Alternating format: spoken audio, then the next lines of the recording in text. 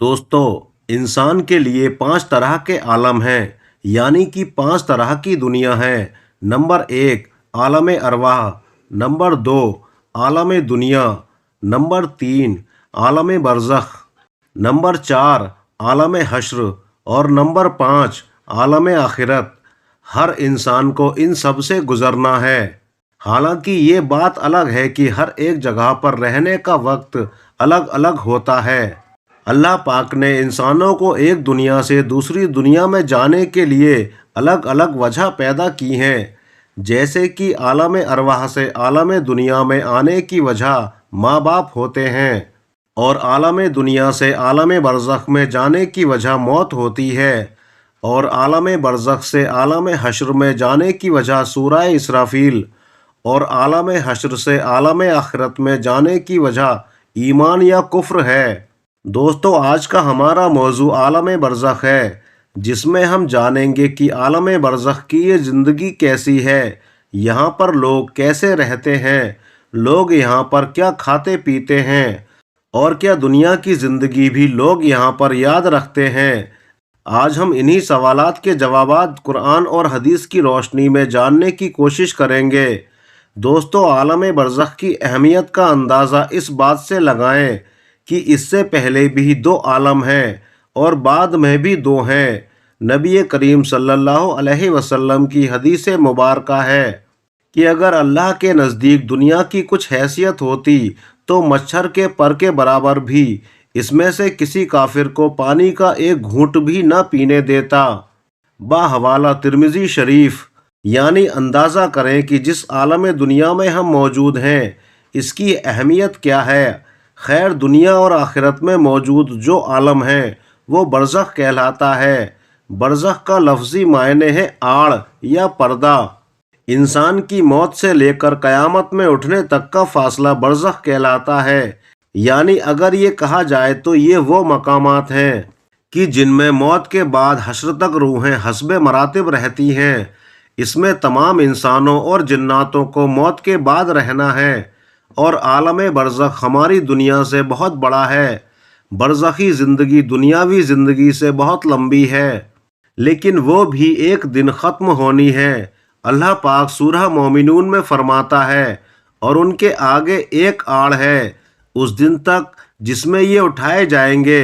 عالم برزخ میں پہنچنے کے بعد انسان کا آخرت کی طرف سفر شروع ہو جاتا ہے۔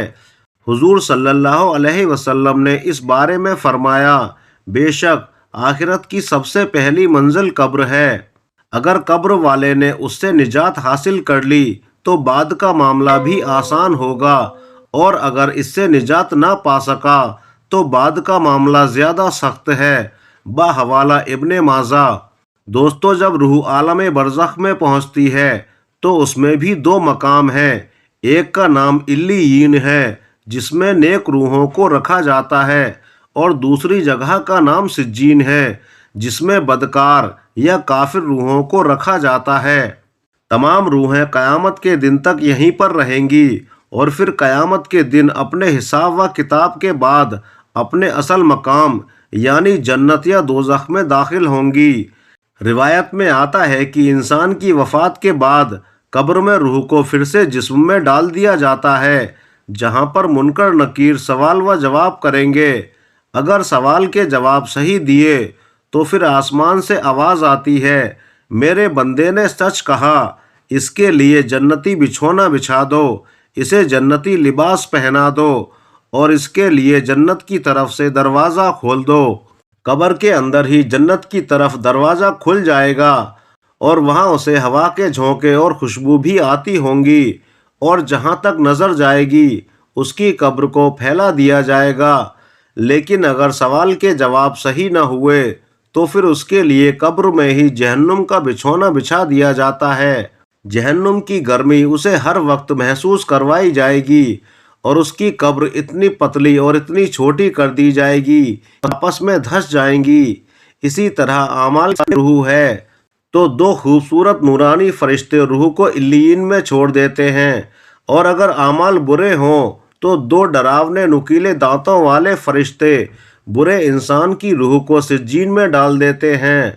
سجین کیونکہ بری اور بدکار روحوں کا ٹھکانہ ہے، اس لیے وہاں پہنچ کر ان بری روحوں پر عذاب آنا شروع ہو جاتا ہے، جبکہ علیین میں موجود روحوں پر کوئی پابندی لاگو نہیں ہوتی اور وہ باغ جیسی ایک جگہ پر ایک دوسرے کے ساتھ موجود رہتی ہیں۔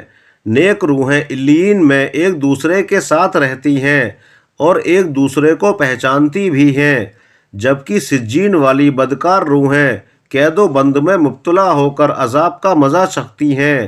علیین میں موجود روحیں ایک دوسرے کو دیکھ کر خوش ہوتی ہیں، ایک دوسرے سے باتیں کرتی ہیں اور دنیا کے حالات کو یاد کرتی ہیں جو وقت انہوں نے دنیا میں گزارا، اور نئی آنے والی روحوں سے اپنے پیاروں کی خبر بھی لیتی ہیں کہ میرا فلاں رشتہ دار دنیا میں کس حال میں ہے۔ اگر نئی آنے والی روح یہ کہے کہ تمہارا فلاں رشتہ دار تو کب کا مر چکا ہے مگر وہ یہاں علیین میں نہیں پہنچا، تو یہ نیک روح سمجھ جاتی ہے کہ اس کو سجین میں بھیج دیا گیا ہوگا۔ نیک روحیں اپنے رشتہ داروں کا انتظار علیین کے اندر بالکل ایسے ہی کرتی ہیں جیسے کوئی اپنے گھر سے دور اپنے گھر والوں سے ملنے کا انتظار کرتا ہے۔ اس کے علاوہ علیین میں نیک لوگوں کے علاوہ انبیاء اکرام، شہداء اور صدیقین کی روحیں بھی ایک دوسرے کے ساتھ مل کر باتیں کرتی ہیں۔ نیک روحیں اپنے قریبی رشتہ داروں سے ملاقات کریں گی، جیسے کہ نبی پاک صلی اللہ علیہ وسلم نے حضرت فاطمہ الزہرا رضی اللہ تعالی عنہا سے فرمایا تھا کہ میرے وصال کے بعد جو نیک روح مجھ سے سب سے پہلے ملے گی وہ فاطمہ تم ہی ہوگی، اور بالکل ایسا ہی ہوا، اور آپ صلی اللہ علیہ وسلم کے وصال کے 4 یا 6 مہینے کے بعد حضرت فاطمہ الزہرا رضی اللہ تعالی عنہ حضور نبی کریم صلی اللہ علیہ وسلم سے جا ملیں۔ چنانچہ نیک روحیں عالم برزخ کے اندر علیین میں ایک دوسرے کو پہچانتی ہیں اور ایک دوسرے سے ملاقات بھی کرتی ہیں، اور نہ صرف اپنے باقی کے رشتہ داروں کا نئے آنے والی روحوں سے دریافت کرتی ہیں بلکہ ان کی وہاں منتظر بھی رہتی ہیں۔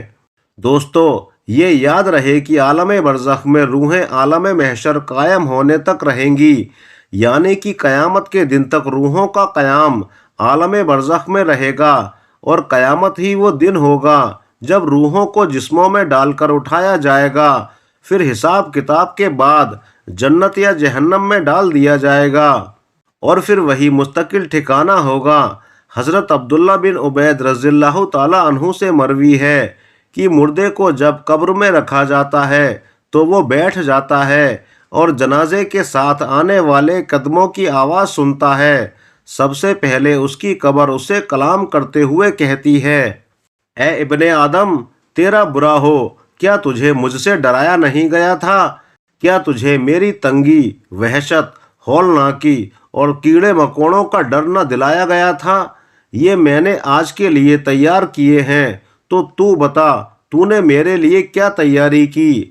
دوستو، ایک مشہور اور معروف حدیث پاک ہے، نبی کریم صلی اللہ علیہ وسلم نے فرمایا، قبر جنت کے باغوں میں سے ایک باغ ہوتی ہے یا دوزخ کے گڑھوں میں سے ایک گڑھا، یعنی مومن کی قبر میں جنت کی خوشبوئیں وہاں کی تر و تازگی آتی رہتی ہے، اور کافر کی قبر میں دوزخ کی گرمی وہاں کی بدبو پہنچتی رہتی ہے۔ تو آئیے دوستو، اللہ پاک سے دعا کرتے ہیں کہ ہمیں صحت اور تندرستی والی زندگی عطا فرمائے اور بعد مرنے کے ہماری قبر کو جنت کا باغ بنا دے اور عالم برزخ میں ہمارا ٹھکانہ نیک روحوں کے ساتھ علیین میں بنا دے۔ آمین یا رب العالمین۔